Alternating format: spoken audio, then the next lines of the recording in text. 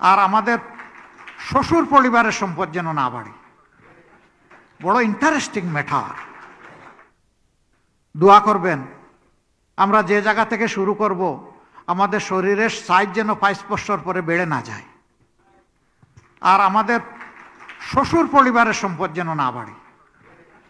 বড় interesting matter. সবার শ্বশুর ফ্যামিলি রাতারাতি ধনী হয়, বাপের ফ্যামিলি অতটা হয় না।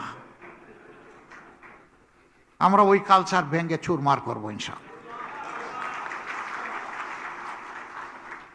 আপনারা কষ্ট করে দেশের বুকে লড়াই করছেন নিজের ব্যবসা টিকিয়ে রাখার জন্যে, আর যারা বখরা খায় তারা জনগণের টাকা নিয়ে বেগমপাড়া তৈরি করেছে। বেগমপাড়া খারাপ কোনো জিনিস না, আমার দেশে হইতে পারে, ওইটা বিদেশে গিয়ে হলো কেন? তাহলে দেশের সম্পদ অন্তত দেশে থাকতো, একটা বেনিফিট মিনিমাম পেতাম। এখন তো জাতির আমও গেল, সালাও গেল, দুইটাই নাই।